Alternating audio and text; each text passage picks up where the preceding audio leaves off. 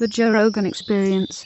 Did you know that horses originally evolved here in North America? No. And then they went extinct here, I but didn't know then they that. reintroduced them. Really? The Europeans did, yeah. There's a guy named Dan Flores. He's got a bunch of great books, and one of them is called Coyote America.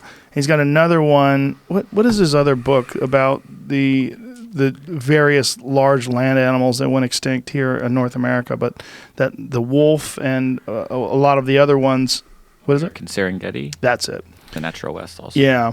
Yeah. He's fantastic. And essentially, they all went extinct. All the horses went extinct here, and then they were reintroduced by Europeans. But they had originally evolved here in North America. I didn't know that. So there's no evidence that any of the native people here really used them until Europeans came, whether it was Cortez or whoever, Cortez with the Aztecs or whoever else came across. A horse is so much a part of the story. Yeah.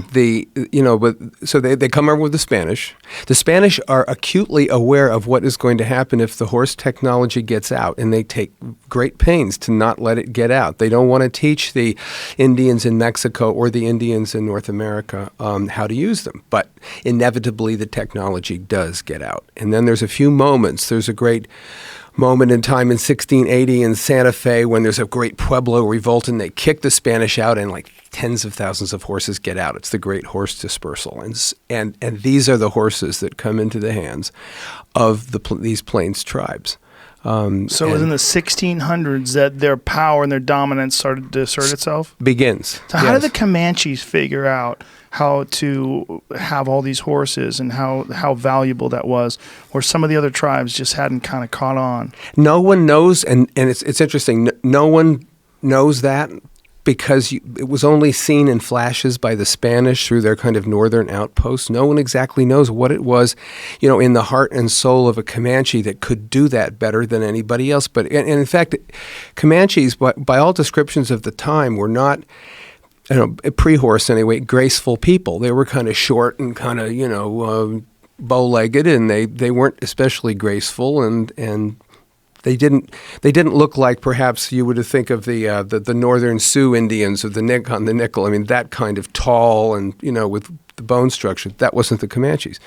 And then they got on a horse, and then everything changed. And even though the Apaches were the first ones to actually get that technology from the Spanish, and they raised havoc with it. But the tribe that got it the best and the most were the Comanches. They were the tribe that actually ended up supplying horses to a lot of the northern plains tribes that we just talked about. And what they did once they had this incredible mastery of the horse and this ability to hunt like they never had and fight like they never had, they did what you would, I guess, expect the great new power in the plains. The plains are a big place, by the way. I mean, the great new power in the plains is going to challenge for the greatest food source out in mid-America, and that was the buffalo herds, and they were in the southern plains. So the Comanches, over a period of 150 years of sustained combat, moved south from the Wind River Mountains of Wyoming, essentially into this 250,000 square mile empire. Think of kind of headquartered in the Texas Panhandle, which is where the buffalo were. And this tribe, they were known for being buffalo hunters, and they were also known, they weren't really like making artwork or doing a lot of the things that we sort of associate with other Native American tribes. They were mostly just hunting and raiding. And the things that we all would associate with Native Americans, this wonderful abilities in dance and music, complex religion, and complex religious social structures to go along with it, and all these different things, music and dance and all these things. The Comanches, by the time that the kind of Anglo-Europeans run into them, they are a stripped-down culture that looks more like Sparta. And one of the reasons they are is because they've been fighting this long war, primarily against the Apaches, but against other tribes, over decades. And during that time, as they became ascendant militarily, they became less interested in those things. They became interested in war conveyed status, right? War conveyed numbers of ponies and status and the thing. And so, yes, they were a stripped-down war culture. I guess to whatever extent we know or something about Sparta, it would remind you of Sparta. That's what's so interesting about it. Is it's such a unique tribe. Just a very unique branch of Native Americans that was specifically like this.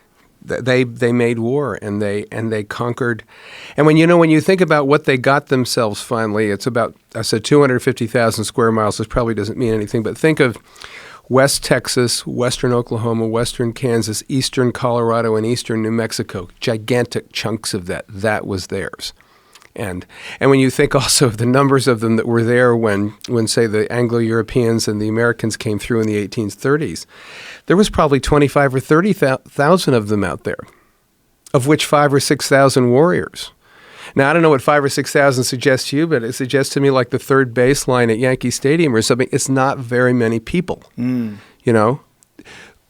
occupying this gigantic area that became, as I was saying earlier, determinant of everything that happened around it.